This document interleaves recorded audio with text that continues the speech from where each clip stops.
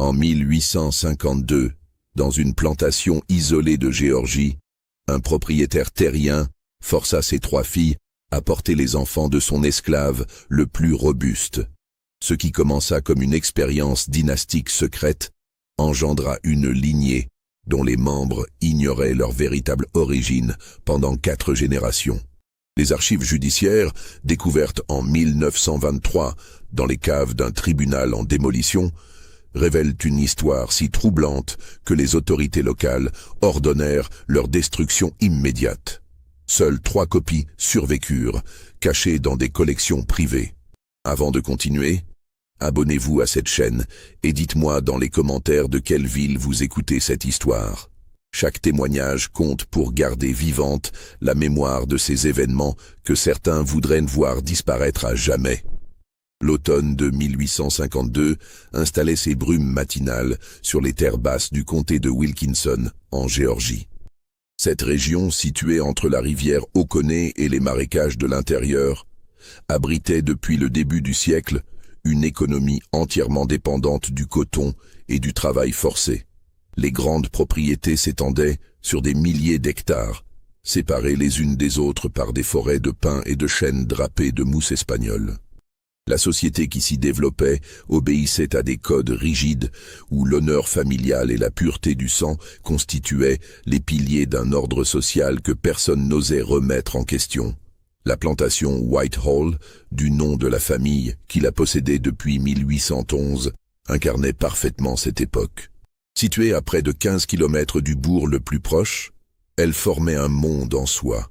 La demeure principale, une construction de style fédéral aux colonnes blanches imposantes, dominait un paysage de champs de coton s'étendant à perte de vue. Derrière la maison, les dépendances s'alignaient en rangées ordonnées. L'écurie, la forge, les entrepôts, et plus loin, séparés par une distance calculée, les cabanes des esclaves. Josiah Whitehall régnait sur ce domaine avec une autorité absolue. À 57 ans, cet homme de haute stature au regard perçant avait bâti sa fortune sur une gestion minutieuse et une discipline implacable. Veuf depuis 8 ans, il avait élevé seul ses 3 filles. Margaret, l'aînée de 24 ans, au tempérament doux et obéissant. Catherine, 22 ans, d'une beauté remarquable mais d'un caractère plus indépendant. Et Louise, la cadette de 19 ans, studieuse et réservée. Ce qui distinguait Josiah Whitehall de ses voisins propriétaires n'était pas immédiatement apparent. Extérieurement, il respectait les convenances de son milieu, assistait aux offices religieux, participait aux assemblées locales. Mais derrière cette façade, un esprit singulier travaillait. Fasciné par les théories sur l'hérédité qui circulaient dans certains cercles intellectuels du Sud, obsédé par la notion de lignée et de préservation du patrimoine génétique, Josiah avait développé une conception troublante de son rôle de patriarche. Dans sa vaste bibliothèque, entre les volumes de droit et de gestion agricole, s'accumulaient des ouvrages controversés sur l'élevage sélectif, des traités pseudo-scientifiques sur les caractéristiques héréditaires, des correspondances avec des médecins et des penseurs qui partageaient ses obsessions. Il tenait des registres méticuleux sur chaque esclave de sa propriété, notant leur force, leur endurance, leur santé, leur capacité intellectuelle. Pour Josiah, la plantation n'était pas simplement une entreprise économique, mais un laboratoire où s'appliquaient les lois de la nature qu'il croyait comprendre. Parmi les 87 esclaves de Whitehall, un homme se distinguait particulièrement. Samuel, âgé de 28 ans, mesurait près de 2 mètres. Sa musculature exceptionnelle, développée par des années de travail aux forges puis aux champs, en faisait l'objet d'une attention particulière de la part de Josiah. Mais ce qui intriguait davantage le maître, c'était l'intelligence visible dans le regard de Samuel, sa capacité à apprendre rapidement, sa mémoire remarquable. Josiah avait testé l'homme à plusieurs reprises, lui confiant des tâches complexes, observant comment il résolvait des problèmes mécaniques à la forge, comment il organisait le travail des autres. Samuel lui-même ignorait qu'il était devenu le centre d'une obsession croissante. Né dans la plantation voisine, vendu à Whitehall à l'âge de 16 ans après la faillite de son ancien propriétaire, Il avait appris à survivre en faisant preuve de compétence sans jamais attirer d'attention particulière. Il évitait les regards, accomplissait son travail avec excellence, se montrait respectueux sans être servile.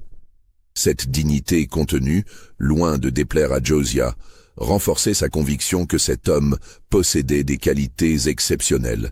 L'idée germa progressivement dans l'esprit du maître au cours de l'année 1851.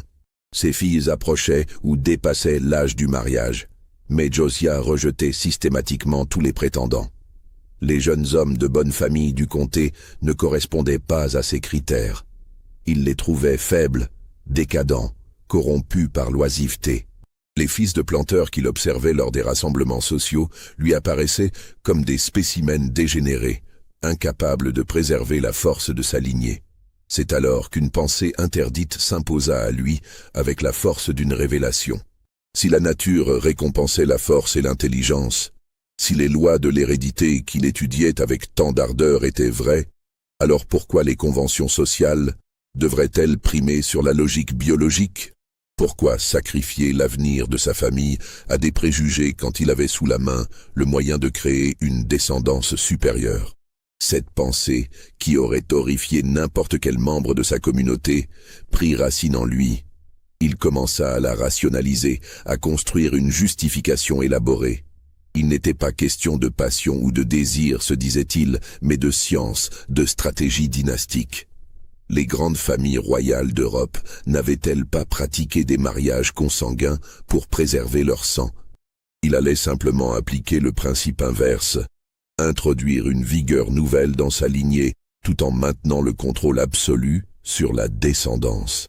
Durant l'hiver de 1851 à 52, Josiah élabora son plan avec le soin méticuleux qu'il apportait à tous ses projets.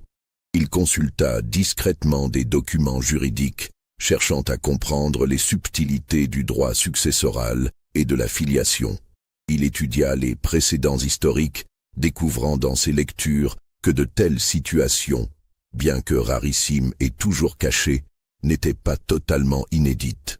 Il trouva même, dans un ouvrage français sur les mœurs coloniales, le récit d'un cas similaire en Haïti avant la Révolution, présenté sous forme d'allégorie, mais dont la véracité lui parut évidente. Le printemps venu, Josiah convoqua ses 3 filles dans son bureau. Cette pièce sombre, lambrissée de chêne, sentait le tabac et le cuir. Des cartes de la propriété couvraient les murs, entrecoupés de portraits d'ancêtres sévères. Margaret, Catherine et Louise prirent place dans les fauteuils face au bureau massif de leur père, attendant avec l'appréhension habituelle que leur inspiraient ces audiences formelles. Ce qui suivit dépassa tout ce qu'elles auraient pu imaginer. D'une voix calme, presque professorale, Josiah exposa sa décision. Il ne chercha pas à adoucir ses mots, ni à dissimuler sa volonté derrière des euphémismes. Ses filles ne se marieraient pas selon les conventions habituelles. Elles resteraient à la plantation et concevraient des enfants avec Samuel, l'esclave qu'il avait sélectionné pour ses qualités exceptionnelles. Ces enfants seraient élevés comme blancs, héritiers légitimes de la propriété. Leur mère blanche garantirait leur statut social. Leur père biologique apporterait la vigueur nécessaire à la préservation de la lignée. Le silence qui suivit cette déclaration dura une éternité. Margaret porta une main à sa gorge, incapable de respirer. Catherine se leva d'un bond, le visage livide, mais le regard de son père la cloua sur place. Louise, la plus jeune, fondit en larmes silencieuses. Les protestations vinrent, faibles d'abord, puis désespérées.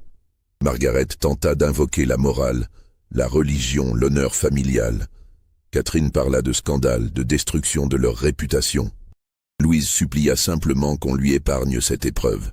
Josiah écouta chacune avec une patience terrifiante, puis réfuta systématiquement leurs arguments. Il n'y aurait pas de scandale, expliqua-t-il, car personne ne saurait jamais. La plantation était suffisamment isolée et il contrôlait tous les mouvements. Quant à la morale et à la religion, il cita des passages bibliques sur l'obéissance au père, sur Abraham et les servantes, sur la nécessité de perpétuer la lignée. Ces interprétations étaient tordues, mais prononcées avec une conviction absolue. Puis, vint la menace, jamais formulée explicitement mais parfaitement claire. Ces filles n'avaient aucune ressource propre, aucun endroit où aller, aucun protecteur à part lui. Leur survie dépendait entièrement de sa volonté. S'opposer signifierait la ruine complète, peut-être même l'internement dans un asile. Josiah connaissait les médecins locaux, les juges, les shérifs. Qui croirait 3 jeunes femmes hystériques accusant leur père respecté d'une telle aberration? Margaret, en tant qu'aînée, tenta une dernière fois de raisonner avec lui le lendemain. Elle le trouva dans les écuries, inspectant les chevaux. Dans la lumière poussiéreuse filtrant entre les planches, elle plaida pour elles 3, promettant d'accepter n'importe quel mari qu'il choisirait, aussi modeste fût-il. Josiah se tourna vers elle, et ce qu'elle vit dans ses yeux la glaça. Ce n'était pas de la colère, mais une détermination froide, presque scientifique. « Tu ne comprends pas, » dit-il simplement. « Je ne fais pas cela par cruauté. Je construis quelque chose de plus grand que toi, que moi, que nous tous. Dans 50 ans, 100 ans, mes descendants domineront cette région. Ils auront la force du peuple noir et le statut du peuple blanc. Ils seront invincibles. » Margaret comprit alors qu'argumenter était inutile. Son père était devenu étranger à toute raison commune. Il vivait dans une vision qu'il considérait comme prophétique. Samuel, quant à lui, n'avait aucune idée de ce qui se tramait. Il travaillait comme à l'ordinaire, dirigeant l'équipe chargée de réparer la digue du réservoir d'irrigation. Ce ne fut qu'en fin d'après-midi, lorsque le contremaître blanc vint le chercher pour le mener à la grande maison, qu'il ressentit une inquiétude diffuse. Les esclaves n'étaient convoqués à la demeure principale que pour des punitions ou des annonces graves.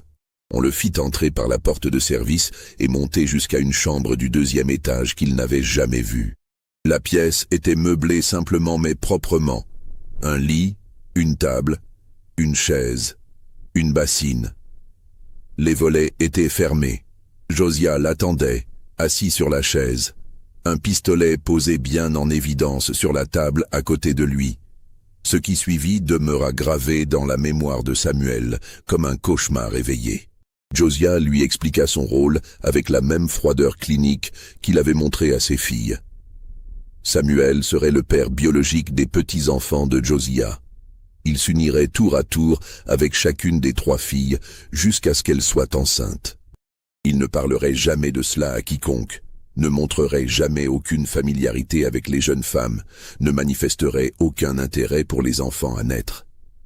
En échange, sa vie serait préservée, et il recevrait certains privilèges. Le refus n'était pas une option, et Samuel le comprit immédiatement. Le pistolet sur la table n'était pas une menace abstraite. Refuser signifierait non seulement sa mort, mais probablement celle de plusieurs autres esclaves en représailles. Josiah était connu pour punir collectivement toute rébellion. Ce soir-là, Margaret fut la première. On l'amena dans la chambre après le départ de Josiah. Elle entra les yeux rouges de larmes, refusant de regarder Samuel. Lui-même se tenait près de la fenêtre, le dos tourné, tremblant malgré sa stature imposante. Pendant de longues minutes, aucun des deux ne bougea ni ne parla. Ce fut Margaret qui finalement rompit le silence. D'une voix brisée, elle dit « Je sais que vous n'avez pas choisi cela, pas plus que moi. Nous sommes tous les 2 prisonniers. » Samuel ne répondit pas, mais ses épaules s'affaissèrent légèrement. Dans cette chambre verrouillée, sous le poids de la volonté tyrannique de Josiah, 2 êtres humains privés de leur dignité se trouvaient face à une situation qui les dépassait tous les 2. Ce qui se passa durant les semaines suivantes ne fut jamais consigné par écrit par les protagonistes eux-mêmes. Mais les documents judiciaires découverts en 1923 contiennent des témoignages recueillis des décennies plus tard auprès de domestiques et d'esclaves qui observèrent les changements subtils dans la maisonnée. Josiah avait organisé un système. Chaque nuit, Samuel était conduit à la grande maison par un passage discret. Il rencontrait tour à tour chacune des filles selon un calendrier calculé pour maximiser les chances de conception. Les domestiques avaient reçu l'ordre de ne jamais évoquer ces visites nocturnes sous peine de punitions sévères. La plupart obéissaient par peur, quelques-uns par une loyauté aveugle envers leur maître. Margaret tomba enceinte la première, début juin 1852. Josiah l'annonça aux voisins comme une grossesse survenue lors d'un bref mariage secret avec un officier de l'armée mort tragiquement peu après. Catherine suivit en août, puis Louise en octobre. Pour chacune, Josiah inventa une histoire différente mais similaire. Des unions brèves avec des hommes de passage, des veuves avant même d'avoir vraiment été épouses. Ces histoires étaient à peine crédibles, mais dans l'isolement de Whitehall, qui pouvait les contester? Les voisins les plus proches habitaient à plusieurs kilomètres. Josiah limitait drastiquement les visites. Quand des questions surgirent, lors d'un rassemblement à l'église, il répondit avec une tristesse feinte, évoquant le chagrin de perdre des gendres si rapidement, l'infortune qui frappait sa famille. Sa réputation d'homme austère mais respectable lui servit de bouclier. À la plantation, la tension était palpable. Les trois sœurs, unies auparavant par une affection sincère, se retrouvaient liées par un secret trop lourd à porter. Elles évitaient de se parler du sujet, mais leur complicité forcée créait une atmosphère étouffante. Margaret, en tant qu'aînée, tentait de maintenir une façade de normalité, organisant les repas, supervisant les domestiques. Catherine se réfugiait dans le silence, passant des heures à regarder par la fenêtre les champs de coton s'étendant vers l'horizon. Louise pleurait souvent en secret, ses sanglots étouffés résonnant parfois dans les couloirs vides. Samuel, lui, avait été renvoyé au champ dès que les grossesses furent confirmées. Josiah ne voyait plus d'utilité à le garder près de la maison. Il reprit sa place parmi les autres esclaves, mais quelque chose en lui s'était brisé. Les autres remarquèrent un changement. Il parlait encore moins qu'avant, travaillait mécaniquement, semblait absent même quand son corps était présent. Personne ne connaissait la vérité, mais des rumeurs circulaient. On chuchotait qu'il avait été utilisé d'une manière ou d'une autre par le maître, que quelque chose de terrible s'était passé dans la grande maison. Les mois passèrent avec une lenteur insupportable. L'hiver de 1852 à 53 fut particulièrement rigoureux en Géorgie. Les vents glacés soufflaient à travers les planches mal jointes des cabanes d'esclaves. À la grande maison, les trois sœurs enceintes restaient cloîtrées, évitant tout contact avec l'extérieur. Josiah veillait sur elles avec une attention maniaque, contrôlant leur alimentation, leur repos, leurs activités. Il tenait un journal détaillé de leur grossesse, notant chaque symptôme, chaque changement physique, comme un éleveur surveillant ses bêtes les plus précieuses. En mars 1853, Margaret donna naissance à un garçon. L'accouchement fut difficile, assisté uniquement par une sage-femme esclave que Josiah avait fait venir d'une plantation voisine sous prétexte d'une urgence médicale. La femme, une ancienne nommée Ruth aux mains expertes et au regard perçant, comprit immédiatement en voyant l'enfant. Le nouveau-né avait la peau claire, certes, mais ses traits, la texture de ses cheveux, certaines caractéristiques subtiles, trahissaient son héritage mixte. Ruth ne dit rien, mais son regard croisa celui de Margaret, et dans ce silence partagé, passa une compréhension terrible. Josiah nomma l'enfant William Josiah Whitehall. Il le déclara à l'état civil comme le fils de Margaret et de feu, lieutenant Thomas Bradshaw, officier décédé des suites de fièvre contractées en Floride. Les documents furent dûment enregistrés au tribunal du comté. Le greffier, habitué aux déclarations de Josiah, n'y vit rien de particulier. Les naissances et les morts étaient des affaires de routine. Catherine accoucha en mai d'une fille, nommée Eleanor. Puis Louise, en juillet, donna naissance à un autre garçon baptisé James. 3 enfants en 4 mois. Josiah rayonnait d'une satisfaction secrète. Son expérience avait réussi. Les bébés étaient robustes, en bonne santé, et leur apparence, bien que légèrement inhabituelle, pouvait passer pour celle d'enfants blancs, surtout dans une région où personne ne poserait de questions indiscrètes à un propriétaire respecté. Mais la naissance des enfants ne marqua pas la fin du calvaire des 3 sœurs. Au contraire, elle inaugura une phase encore plus troublante. Josiah, satisfait du résultat mais obsédé par l'idée de consolider sa lignée, décida de répéter l'expérience. Margaret et Catherine, après avoir récupéré de leurs accouchements, furent à nouveau forcées de concevoir avec Samuel. Louise, plus fragile, fut momentanément épargnée, Josiah craignant de compromettre sa santé. Samuel avait espéré que son rôle prendrait fin avec les premières naissances. Quand on vint le chercher à nouveau en automne 1853, il ressentit un désespoir tel qu'il envisagea brièvement la fuite. Mais fuir en Géorgie en 1853 signifiait une mort quasi certaine. Les patrouilles de milices parcouraient les routes, les voisins collaboraient pour capturer les fugitifs, et les châtiments pour tentative d'évasion étaient d'une brutalité exemplaire. Samuel retourna donc à la grande maison, marchant comme un condamné vers son supplice. Cette fois, quelque chose d'inattendu se produisit. Margaret, qui avait vécu le premier cycle dans un état de choc et d'horreur, avait eu des mois pour réfléchir. Elle commença à parler avec Samuel, d'abord brièvement, puis plus longuement. Elle découvrit un homme intelligent, cultivé malgré l'absence d'éducation formelle, sensible et profondément meurtri par la situation. Samuel, de son côté, trouva en Margaret non pas une complice de son oppresseur, mais une victime parallèle, prisonnière d'un système qui les écrasait tous deux. Ces conversations, menées à voix basse dans la chambre verrouillée, créèrent un lien étrange entre eux. Ce n'était pas de l'amour, du moins pas au sens conventionnel, mais une intimité forcée qui se transforma progressivement en compréhension mutuelle. Ils partageaient des récits de leur vie d'avant, de leurs rêves brisés, de leur révolte impuissante contre Josiah. Margaret avoua qu'elle haïssait son père avec une intensité qui la terrifiait. Samuel révéla qu'il avait autrefois espéré acheter sa liberté en économisant le peu d'argent que lui rapportaient des travaux supplémentaires, mais que Josiah avait découvert sa cachette et confisqué ses économies.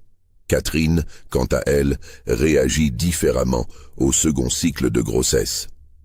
Elle devint distante, presque catatonique. Elle accomplissait les gestes nécessaires comme une automate, mais son esprit semblait s'être retiré dans un lieu inaccessible. Louise, observant ses sœurs, sombra dans une mélancolie profonde. Elle passait ses journées allongées, refusant souvent de manger, pleurant sans bruit des heures durant. En 1854, 2 nouveaux enfants naquirent. Un garçon de Margaret, nommé Henri, et une fille de Catherine, nommée Clara. Josiah avait maintenant 5 petits-enfants de moins de 2 ans. Il engagea des nourrices esclaves pour s'occuper d'eux, libérant ses filles pour un éventuel 3e cycle. Mais il remarqua leur dégradation physique et mentale. Margaret avait perdu du poids et souffrait de fièvre intermittente. Catherine était devenue presque mutique. Louise refusait de quitter son lit certains jours. Un médecin fut appelé, le docteur Elias Pemberton, un praticien de la ville voisine. Josiah lui présenta la situation comme une affaire de femmes affaiblies par des grossesses successives et le chagrin du veuvage. Pemberton, un homme âgé aux manières compassées, examina les 3 jeunes femmes et prescrivit du repos, une alimentation riche et des toniques. Mais en quittant la plantation, il confia à sa femme qu'il avait trouvé l'atmosphère de Whitehall profondément dérangeante, que les jeunes femmes semblaient terrifiées de leur propre père. Cependant, Pemberton n'alla pas plus loin. Dans cette société, l'autorité paternelle était sacrée. Interférer dans les affaires d'une famille respectable, sans preuve tangible d'abus, aurait ruiné sa réputation. Il se contenta donc de hausser les épaules mentalement et de passer à ses autres patients. Josiah, satisfait d'avoir 5 héritiers, décida de suspendre temporairement ses projets de reproduction. Il consacra l'année 1854 à consolider la situation légale de ses petits-enfants. Il fit établir des actes de naissance détaillés, des lettres fictives de pères défunts, des testaments truqués établissant l'héritage des enfants. Il soudoya un notaire véreux de Macomb pour authentifier ces documents. Tout était méticuleusement organisé pour que, à sa mort, la propriété passe intégralement aux 5 enfants. Mais Josiah n'avait pas prévu tous les facteurs. Samuel, rongé par la culpabilité et le désespoir, commença à boire l'alcool de maïs que distillaient clandestinement certains esclaves. Il devenait morose, parlait parfois de façon incohérente. Un soir, dans un accès d'ivresse, il évoqua devant 2 autres hommes les enfants du maître qui sont aussi les miens. Les 2 esclaves, Caleb et Moses, comprirent immédiatement l'implication de ces paroles. La rumeur se répandit lentement mais inexorablement parmi la population servile de Whitehall. On regardait maintenant Samuel avec un mélange de pitié et de malaise. On observait les enfants avec une curiosité nouvelle. Certains commencèrent à remarquer les ressemblances. La stature qui promettait d'être imposante chez William, la forme des mains chez Eleanor, certains traits du visage chez les autres. Ces observations restaient chuchotées, jamais exprimées ouvertement, mais elles créaient une tension sous-jacente. Josiah, malgré son intelligence, ne détecta pas immédiatement cette évolution. Il était trop absorbé par ses propres préoccupations, gérant la plantation, surveillant ses filles et ses petits-enfants, perfectionnant ses faux documents. Ce ne fut qu'en 1855 qu'un incident lui révéla que son secret n'était plus aussi bien gardé qu'il le croyait. Un esclave nouvellement acheté, arrivé d'une plantation voisine, fit une remarque à un contremaître blanc sur « la drôle de situation à Whitehall où les enfants du maître ressemblent aux forgerons ». Le contremaître choqué rapporta immédiatement la remarque à Josiah. Le propriétaire réagit avec une violence calculée. Il fit fouetter publiquement l'esclave qui avait osé parler, puis l'envoya dans les champs les plus éloignés, isolés de tout contact avec les autres. Puis il convoqua tous les esclaves de la propriété dans la cour principale. Ce qui suivit fut un discours terrifiant de menaces voilées. Josiah ne confirma ni ne nia rien explicitement, mais il fit comprendre que quiconque propagerait des rumeurs sur sa famille connaîtrait des conséquences dépassant la simple punition physique. Il évoqua la séparation des familles, la vente vers les plantations brutales du sud profond, la destruction de tout ce que les esclaves chérissaient. Son message était clair. Le silence était la seule option de survie. L'effet fut immédiat, les chuchotements cessèrent, ou du moins devinrent si discrets qu'ils en devinrent inaudibles. La peur avait imposé une omerta efficace. Mais cette peur ne pouvait effacer ce que les gens avaient vu et compris. Le secret était connu, simplement non dit. Les années passèrent avec une lenteur poisseuse. Les 5 enfants grandissaient sous la surveillance obsessive de Josiah. Il avait engagé des précepteurs pour leur éducation, payant généreusement pour garantir leur silence sur les particularités de la famille. Margaret, Catherine et Louise vivaient dans une sorte de limbe psychologique, élevant des enfants qu'elles aimaient malgré les circonstances atroces de leur conception, mais incapables de regarder Josiah sans ressentir une haine viscérale. Samuel, quant à lui, avait été transféré à une section éloignée de la propriété. Josiah avait décidé qu'il était trop dangereux de le garder près de la maison maintenant que les enfants grandissaient. Il travaillait désormais dans les champs de coton les plus éloignés, dormant dans une cabane isolée, voyant rarement les autres esclaves. Cette mise à l'écart était à la fois une protection et une punition. Samuel vieillissait prématurément, son corps robuste usé par le travail épuisant et son esprit rongé par le souvenir de ce qu'on lui avait fait faire. En 1857, un événement inattendu vint compliquer la situation. Un cousin éloigné de Josiah, Marcus Whitehall, arriva de Virginie pour une visite prolongée. Marcus, un homme d'affaires prospère dans le commerce du tabac, n'avait pas vu Josiah depuis 15 ans. Il fut immédiatement intrigué par la présence de 5 jeunes enfants et de 3 filles, officiellement veuves, mais n'ayant jamais quitté la plantation. Marcus n'était pas stupide. Il observa, posa des questions discrètes aux domestiques, examina les enfants avec une attention croissante. Les domestiques, terrorisés, ne révélèrent rien, mais leur nervosité même était révélatrice. Marcus remarqua aussi l'atmosphère étrange de la maison, le silence pesant durant les repas, la façon dont les 3 sœurs évitaient le regard de leur père, comment elles sursautaient au moindre bruit de ses pas. Un soir, après le dîner, Marcus confronta Josiah dans son bureau. Il ferma la porte derrière lui et s'assit sans y être invité. « Josiah, commença-t-il d'une voix basse, j'ai besoin que tu me dises la vérité. Ces enfants, il y a quelque chose qui ne correspond pas dans ton histoire. 3 gendres morts en l'espace de quelques mois, aucune trace de mariage public, aucune visite de famille des défunts. Et ces enfants ont tous quelque chose dans leur apparence qui... » Il laissa sa phrase en suspens, cherchant ses mots. Josiah resta silencieux un long moment, étudiant son cousin. Puis avec un calme glacial, il répondit « Tu devrais partir demain matin, Marcus. Certaines questions n'ont pas besoin de réponse, et certaines réponses détruiraient celui qui les entend. » Marcus se leva, blême. « Mon Dieu, Josiah, qu'as-tu fait? Ce qui était nécessaire pour l'avenir de ma lignée. Et si tu tiens à ta propre sécurité, tu oublieras cette conversation et tout ce que tu crois avoir vu ici. » La menace implicite était claire. Marcus quitta effectivement Whitehall le lendemain à l'aube, sans même prendre congé des 3 sœurs. Mais il ne put oublier. De retour en Virginie, il confia ses soupçons à sa femme Abigail, une femme pieuse et horrifiée par ce qu'elle entendait. Ensemble, ils débattirent de leur devoir moral. Devait-il alerter les autorités? Mais comment prouver quoi que ce soit? Et Josiah était un homme puissant, respecté, avec des relations dans tout le comté. Finalement, Marcus choisit une voie détournée.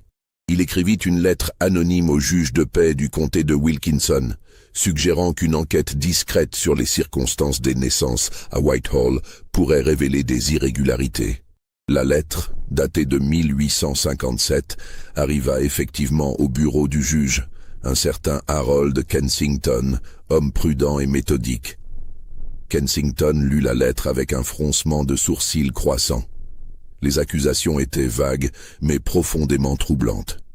Il connaissait Josiah Whitehall de réputation, savait que c'était un homme étrange mais respecté.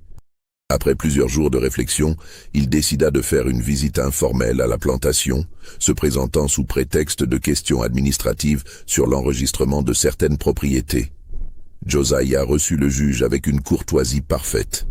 Il lui fit visiter la propriété, lui montra ses livres de comptes impeccables, lui présenta brièvement ses filles et ses petits-enfants.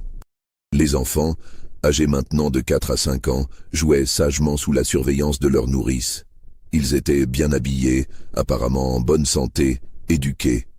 Rien ne semblait anormal en surface. Le juge Kensington posa quelques questions prudentes sur les pères des enfants. Josiah répondit avec des détails préparés depuis longtemps, nom, date, circonstances des décès. Il sortit même les faux documents qu'il avait fait établir, les lettres supposées des officiers défunts, les certificats de décès. Tout était en ordre, sur le papier du moins. Kensington repartit sans avoir trouvé de preuves tangibles de quoi que ce soit d'irrégulier. Pourtant une inquiétude persistait en lui. Il nota dans son journal personnel « Visite à Whitehall ». Rien de concret à signaler, mais une atmosphère étrange. Les jeunes femmes semblent éteintes, presque fantomatiques. Les enfants sont trop silencieux pour leur âge. Whitehall lui-même est parfaitement poli, mais il y a quelque chose de froid dans ses yeux, quelque chose qui met mal à l'aise. Cependant, sans preuve et face aux documents officiels en règle, Kensington ne pouvait rien faire.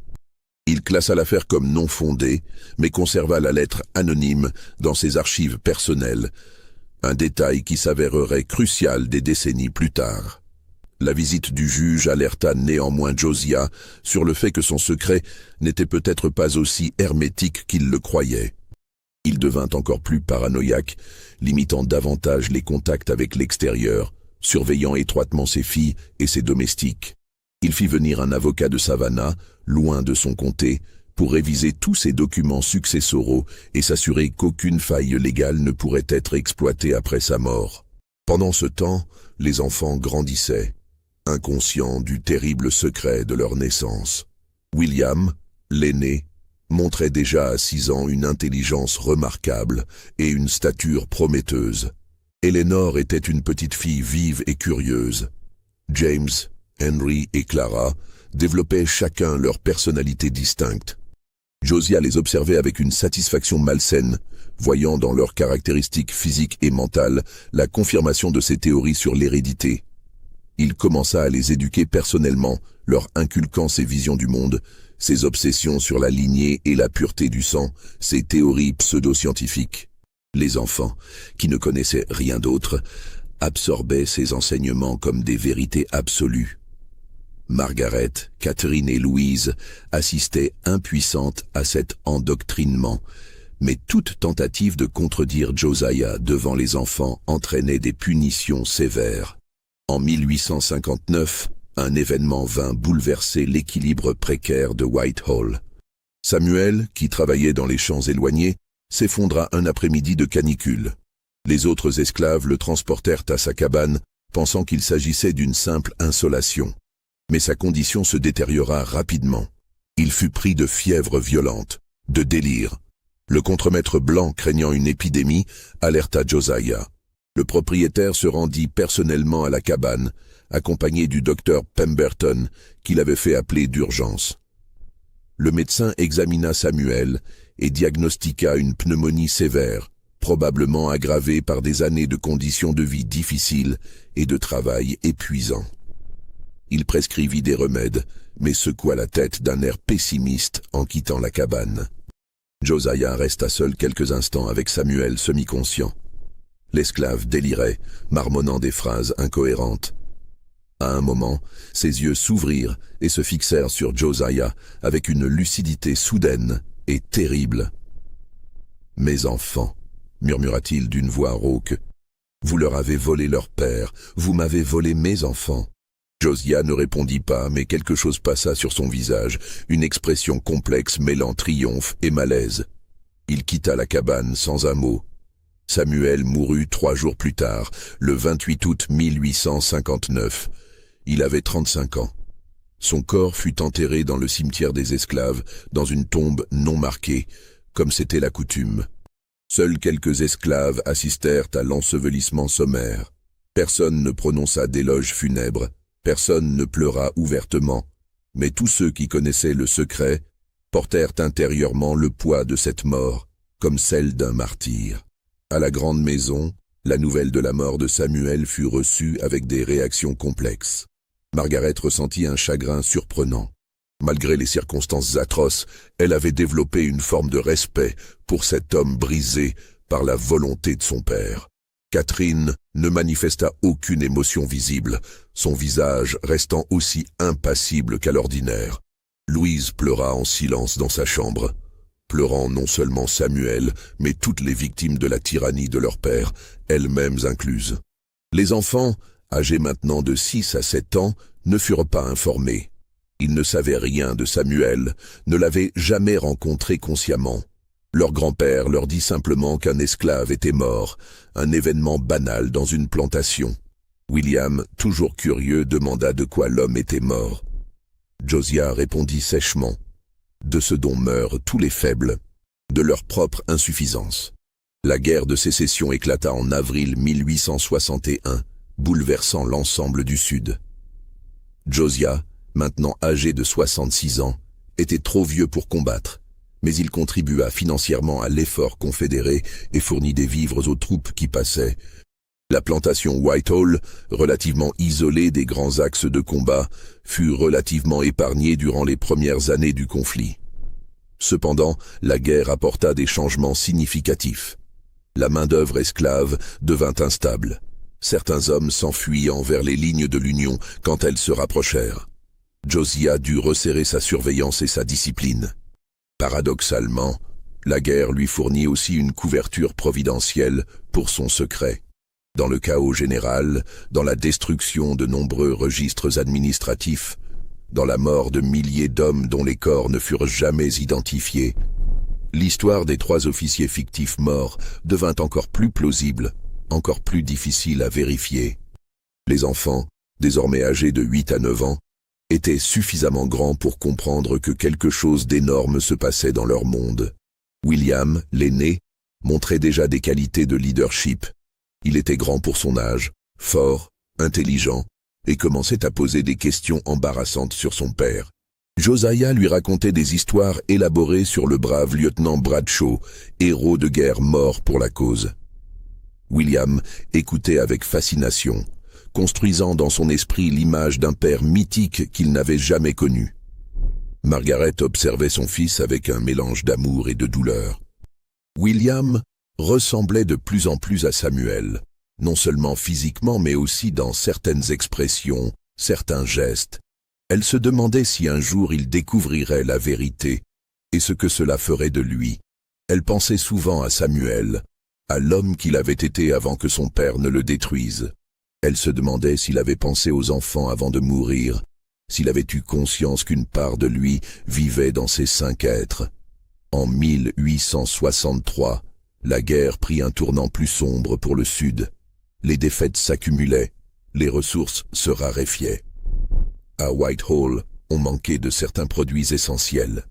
Josiah, toujours pragmatique, avait constitué des réserves, mais même celles-ci commençaient à s'épuiser.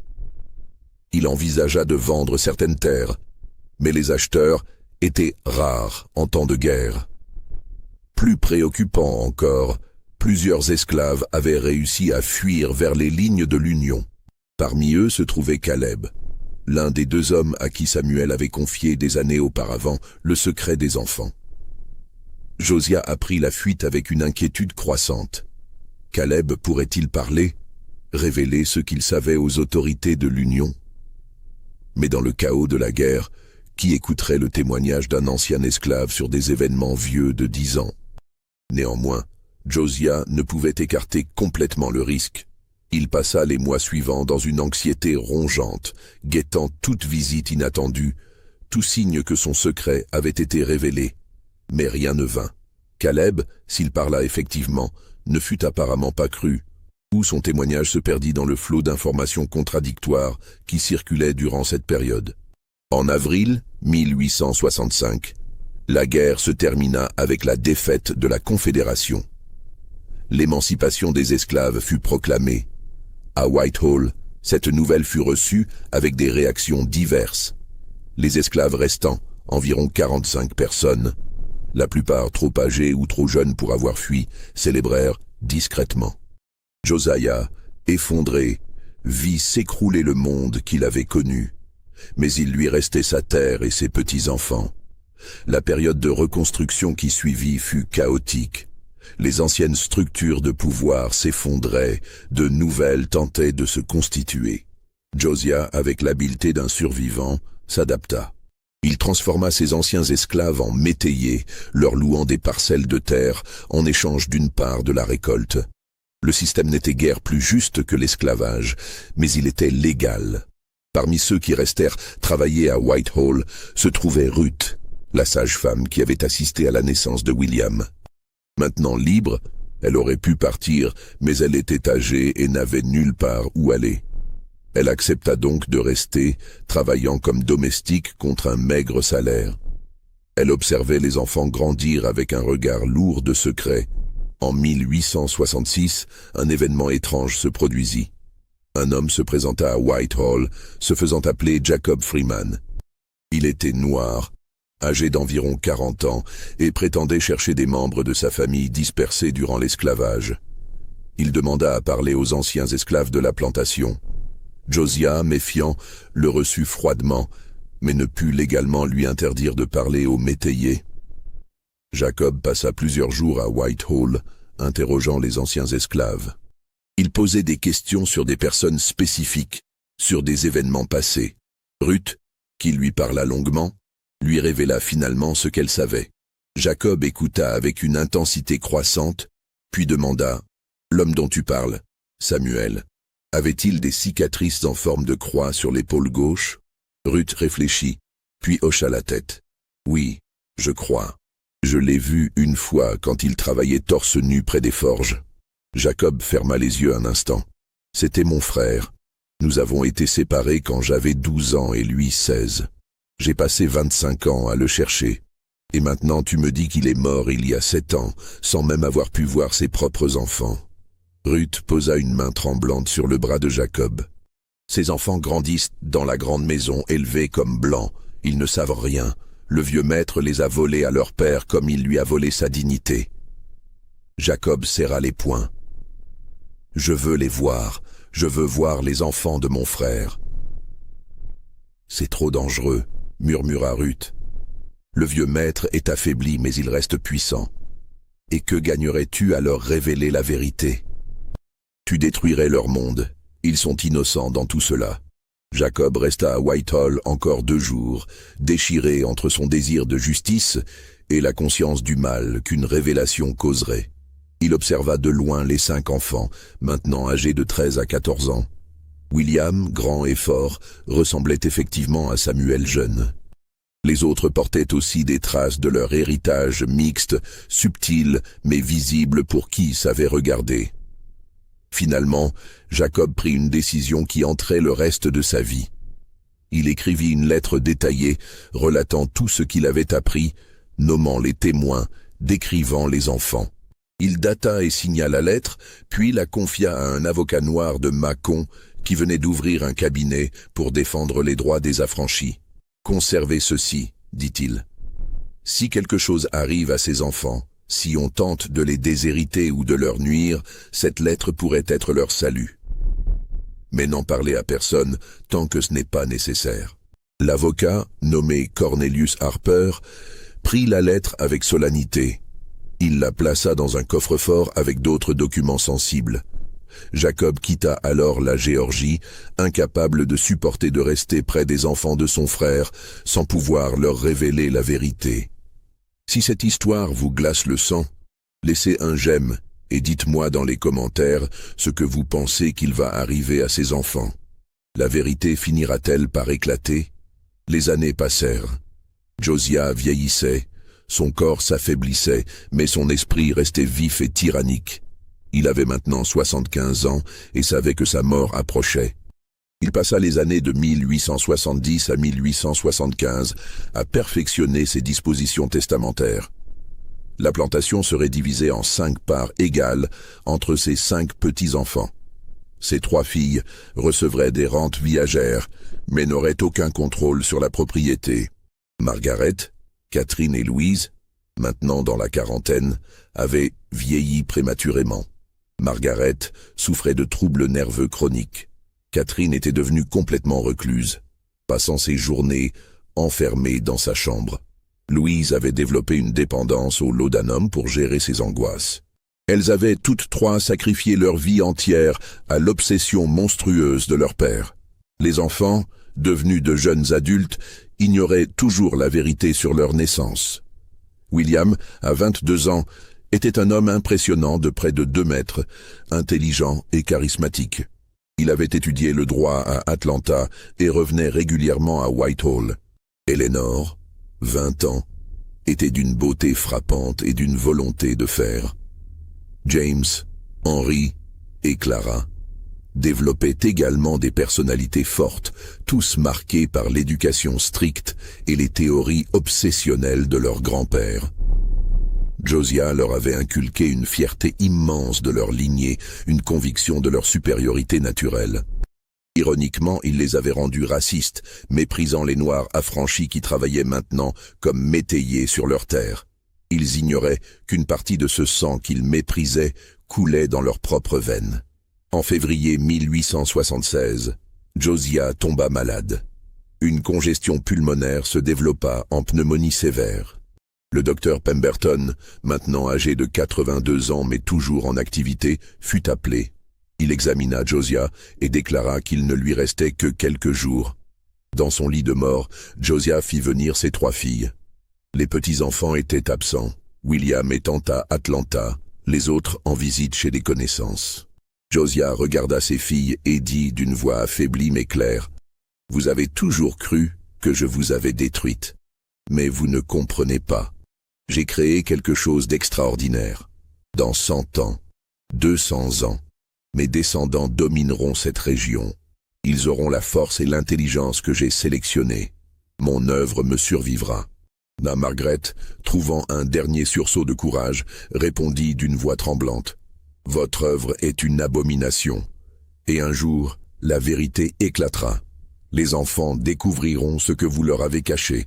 ce que vous nous avez fait, et ils vous maudiront. » Josiah sourit faiblement. « La vérité est ce que les documents disent, et tous les documents confirment mon histoire. Les témoins sont morts ou n'oseront jamais parler. Vous trois n'avez aucun intérêt à révéler quoi que ce soit, car vous seriez détruites socialement tout autant que les enfants. Non, mon secret est en sécurité. » Il mourut le lendemain, le 8 février 1876. Ses funérailles furent respectables, bien que modestes.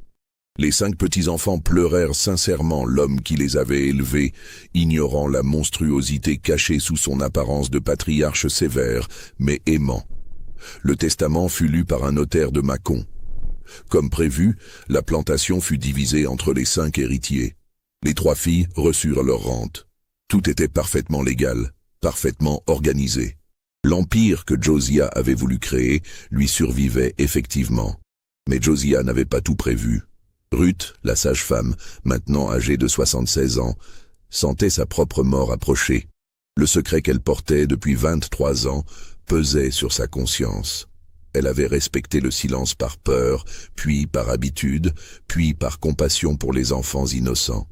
Mais maintenant que Josiah était mort, maintenant qu'elle-même n'avait plus rien à perdre, elle ressentait le besoin de témoigner, ne serait-ce que pour l'histoire. En mars 1876, elle fit venir Cornelius Harper, l'avocat noir qui détenait la lettre de Jacob Freeman. Harper, maintenant un homme d'une 50aine d'années respecté dans la communauté noire de Macon, écouta attentivement Ruth ajouter son propre témoignage à celui déjà en sa possession. Il comprit qu'il détenait maintenant une affaire explosive. Mais que faire? Révéler la vérité détruirait la vie de 5 jeunes gens innocents. Leur statut social s'effondrerait instantanément. Dans la Géorgie de 1876, être identifié comme ayant du sang noir, même si on avait grandi comme blanc, signifiait une chute sociale catastrophique. Ils perdraient leurs droits, leurs propriétés, leur place dans la société. Harper débattit de cette question avec d'autres leaders de la communauté noire. Certains arguaient que la justice exigeait la révélation de la vérité, que ces jeunes gens privilégiés devaient affronter la réalité de leur héritage. D'autres, plus pragmatiques, soulignaient que détruire ces vies ne changerait rien au système d'oppression en place, ne rendrait pas justice à Samuel et causerait simplement plus de souffrance. Finalement, Harper prit une décision de Salomon. Il conserverait le secret, mais créerait un dossier complet avec tous les témoignages, toutes les preuves circonstancielles. Ce dossier serait scellé et transmis à ses successeurs avec des instructions précises. Il ne devrait être ouvert que si les descendants de Josiah Whitehall tentaient de nier ou d'effacer leur héritage noir, ou s'ils perpétuaient activement l'oppression raciale de manière particulièrement flagrante. En d'autres termes, ils pouvaient vivre leur vie de privilège, mais ils ne pouvaient pas activement nuire sans risquer d'être exposés. Le dossier fut scellé en avril 1876 et placé dans le coffre-fort du cabinet Harper. Un document d'accompagnement expliquait les conditions de son ouverture et listait les personnes ayant connaissance de son contenu.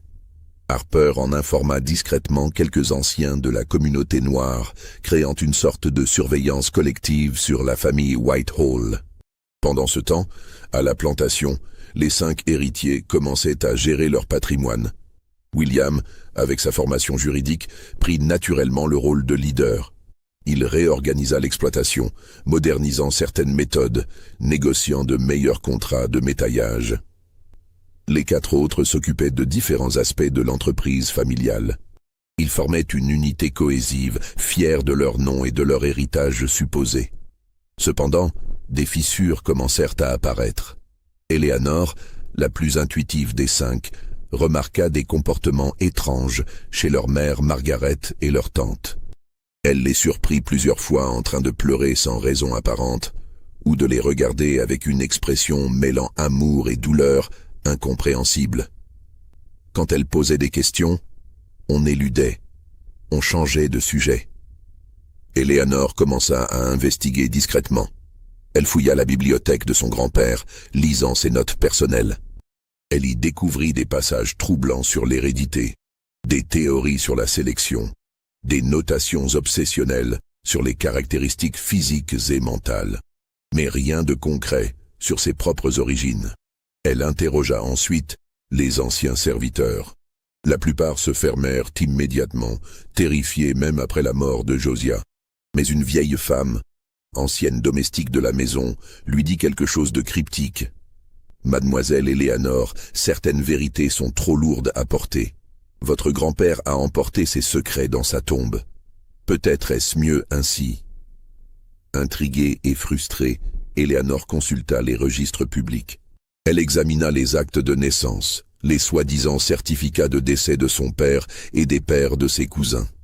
Les documents semblaient en ordre, mais quelque chose sonnait faux. Les dates étaient presque trop convenientes, les histoires trop similaires. En 1877, Éléanore épousa un avocat d'Atlanta nommé Robert Chambers. Durant le voyage de noces, elle confia à son mari ses soupçons. Robert, homme pragmatique, lui conseilla de ne pas chercher plus loin. « Même s'il y a un secret dans votre famille, dit-il, à quoi bon le déterrer? Vous avez votre position, votre fortune. Pourquoi risquer tout cela ?» Mais Éléanore ne pouvait pas laisser tomber. L'obsession de son grand-père pour les secrets semblait être devenue la sienne. En 1879, elle engagea discrètement un détective privé de Savannah pour enquêter sur le passé de sa famille. L'homme, nommé Charles Deveraux, était réputé pour sa discrétion et son efficacité. Deveraux travailla pendant 6 mois. Il interrogea des anciens esclaves dispersés dans toute la région, consulta des registres, compara des dates. Progressivement, il reconstitua l'histoire. Il découvrit la lettre anonyme de 1857 dans les archives du juge Kensington, maintenant décédé, mais dont les papiers personnels avaient été légués à sa fille. Il localisa Jacob Freeman, toujours vivant et travaillant dans une forge à Memphis, Tennessee. Jacob, maintenant âgé de 54 ans, accepta de raconter son histoire à Deveraux. Il montra des documents prouvant sa parenté avec Samuel, des lettres échangées durant leur jeunesse. Il décrivit son voyage à Whitehall en 1866, ce que Ruth lui avait révélé. Deveraux compila tout cela dans un rapport de 50 pages, méticuleux et dévastateur. Il le remit à Éléanore en octobre 1879 avec un avertissement. « Madame Chambers, ce que contient ce rapport détruira votre vie et celle de votre famille si cela est rendu public. Je vous conseille vivement de le brûler après l'avoir lu et de ne jamais en parler à personne. » Éléanore lut le rapport seule, dans son bureau fermé à clé. À mesure qu'elle progressait dans la lecture, son visage pâlissait. La nausée la submergea. Quand elle termina, elle resta assise immobile pendant des heures, fixant le vide. Tout son monde s'était effondré. Son grand-père n'avait pas été un patriarche sévère, mais juste. Il avait été un monstre. Sa mère et ses tantes n'avaient pas été de malheureuses veuves.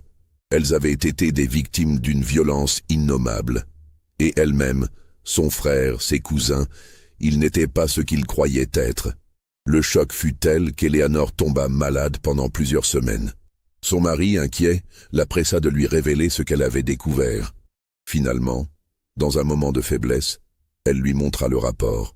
Robert le lut avec une horreur croissante, puis le referma brusquement. « Personne ne doit jamais voir ceci, » dit-il d'une voix blanche. « Jamais.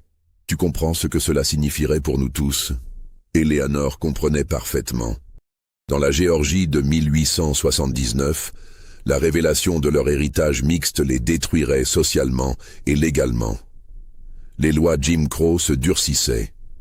Le moindre soupçon de sang noir entraînait la perte de tous les droits. Leurs enfants, nés entre-temps, seraient également marqués. Leur fortune serait confisquée. Ils deviendraient des parias. « Que faisons-nous » L'homme demanda à Éléanore, la voix brisée. Robert réfléchit longuement. « Nous brûlons ce rapport, nous payons le détective pour qu'il oublie tout, et nous ne parlons jamais de ceci à personne, pas même à ton frère ou tes cousins. Mais ma mère, mes tantes, elles ont vécu un enfer. Ne méritent-elles pas que la vérité soit reconnue ?» « La vérité ?» Robert la regarda intensément. La vérité les détruirait autant que nous. Elles ont passé 27 ans à construire une vie sur le mensonge de ton grand-père. Révéler cela maintenant ne leur apporterait que plus de souffrance. Éléanore savait qu'il avait raison, mais la culpabilité la rongeait.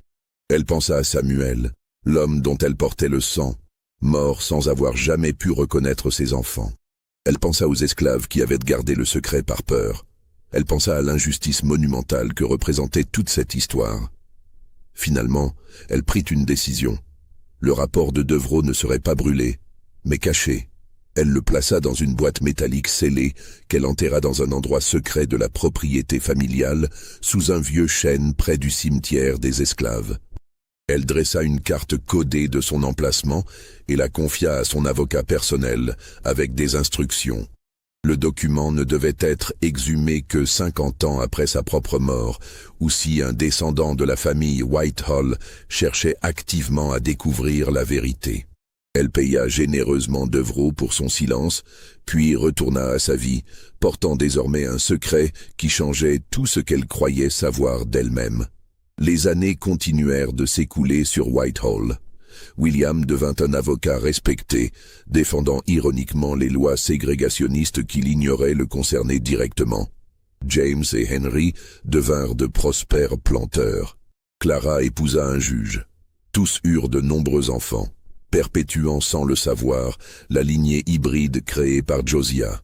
Margaret mourut en 1884, emportant son secret. Ses derniers mots, murmurés à Éléanore qui veillait à son chevet, furent « Pardonne-moi de ne t'avoir rien dit, je voulais te protéger ». Catherine la suivit en 1887, ayant passé ses dernières années dans un silence quasi total. Louise survécut jusqu'en 1893, consumée par le laudanum et les regrets. Ruth, la sage-femme, mourut en 1880.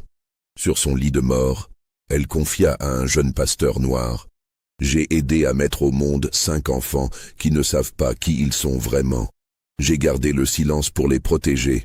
Dieu me pardonnera-t-il » Le pasteur, ne comprenant pas pleinement ses paroles, lui assura que Dieu pardonnait tous les péchés.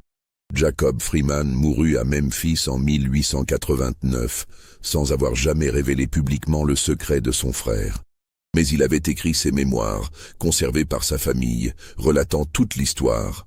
Ces mémoires dormiraient dans un grenier pendant des décennies. Le cabinet d'avocats de Cornelius Harper conserva le dossier scellé, transmis de génération en génération d'avocats noirs, chacun informé de son contenu explosif, mais tenu au secret. Ils observaient de loin la famille Whitehall prospérer, se demandant parfois s'ils ne devaient pas intervenir. Éléanore vécut jusqu'en 1922. Elle mourut à 69 ans, emportant son fardeau. Ses enfants ne découvrirent jamais la vérité de son vivant. Mais conformément à ses instructions, son avocat remit à son fils aîné une enveloppe scellée avec pour consigne de ne l'ouvrir qu'en 1972, 50 ans après sa mort. William, le premier enfant né de l'expérience monstrueuse de Josiah, mourut en 1918, un homme respecté de la communauté, ayant siégé comme juge pendant 15 ans. Il ne sut jamais. Aucun des 5 ne sut jamais. Leurs descendants se multiplièrent à travers la Géorgie et au-delà. Certains devinrent médecins, d'autres hommes d'affaires, professeurs, politiciens. La lignée que Josiah avait voulu créer prospérait effectivement, mais sur une fondation de mensonges et de violence. En 1923, lors de la démolition d'un ancien tribunal du comté de Wilkinson, des ouvriers découvrirent, dans les fondations, une cache de documents oubliés. Parmi eux se trouvait la lettre anonyme de Marcus Whitehall au juge Kensington, le journal personnel du juge, et d'autres documents relatifs à l'affaire. Un historien local, fasciné par cette découverte, commença à enquêter. Ses recherches le menèrent au cabinet d'avocats qui avait succédé à celui de Harper. L'avocat en charge, Samuel Johnson, petit-fils de Cornelius Harper, se trouva face à un dilemme. L'historien était sur la piste de la vérité. Devait-il révéler le dossier scellé? Johnson consulta les anciens de la communauté noire. Après de longues discussions, ils décidèrent qu'assez de temps s'était écoulé, que les protagonistes directs étaient tout morts, et que l'histoire devait être documentée. Johnson remit à l'historien 3 copies du dossier complet, conservant les originaux en sécurité. L'historien publia ses découvertes dans une obscure revue académique en 1924. L'article, intitulé « Un cas de miscégénation forcée en Géorgie antebellum » détaillait toute l'affaire Whitehall. Mais la publication passa largement inaperçue. Les descendants de la famille Whitehall, maintenant dispersés et ayant pour beaucoup changé de nom par mariage, ne lurent jamais l'article. Cependant, les autorités locales en eurent vent. Horrifiées par les implications, elles ordonnèrent la destruction de toutes les copies de l'article et la suppression des archives. L'historien reçut des menaces. Il quitta la Géorgie et n'écrivit plus jamais sur ce sujet. Mais 3 copies de son article survécurent, cachées dans des collections privées, attendant qu'un jour quelqu'un les redécouvre. La boîte métallique enterrée par Eleanor sous le chêne demeura intacte. Les décennies passèrent, le chêne grandit, ses racines s'enroulant autour du coffret, comme pour le protéger. La plantation Whitehall elle-même fut vendue en 1935 durant la Grande Dépression, divisée en plusieurs propriétés. La grande maison tomba en ruine, puis fut démolie dans les années 50. Le cimetière des esclaves, oublié et envahi par la végétation, devint un bois dense. Personne ne se souvenait plus qu'il y avait là des tombes. Samuel reposait quelque part sous les feuilles mortes et les ronces, sa tombe sans nom, son histoire perdue. Mais l'ADN, lui, ne ment jamais. Dans les années 1990 et 2000, lorsque les tests génétiques devinrent accessibles, certains descendants de la famille Whitehall, curieux de leurs origines, les effectuèrent. Les résultats montrèrent systématiquement un pourcentage d'ascendance africaine, généralement entre 12 et 18%. La plupart attribuèrent cela à un ancêtre lointain et isolé, n'imaginant jamais l'ampleur de ce qui s'était réellement passé. Quelques-uns, cependant, intrigués, commencèrent à faire des recherches généalogiques. Ils remontèrent jusqu'aux 5 enfants nés à Whitehall entre 1853 et 54. Ils remarquèrent les bizarreries dans les histoires officielles, les incohérences dans les dates, l'absence totale de traces des pères supposés. L'un de ces chercheurs, une arrière-arrière-petite-fille d'Eleanor nommée Jennifer Chambers, découvrit en 2008 l'existence de l'enveloppe scellée confiée par Eleanor à son avocat. La date limite de 1972 était depuis longtemps passée, mais l'enveloppe, oubliée dans les archives du cabinet d'avocats, n'avait jamais été ouverte. Les avocats successifs avaient simplement conservé le document sans se poser de questions. Jennifer ouvrit l'enveloppe avec des mains tremblantes. À l'intérieur, elle trouva la carte codée indiquant l'emplacement du coffret enterré, accompagné d'une lettre d'Eleanor expliquant tout. Jennifer se rendit sur l'ancien site de Whitehall, maintenant un lotissement résidentiel moderne.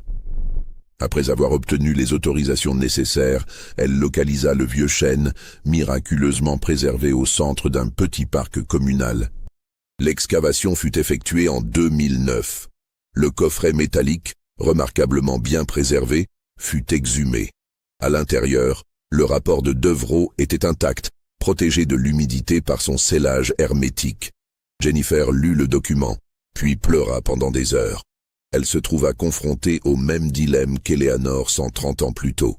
Révéler la vérité maintenant affecterait des centaines de descendants, dont beaucoup s'identifiaient comme blancs depuis toujours.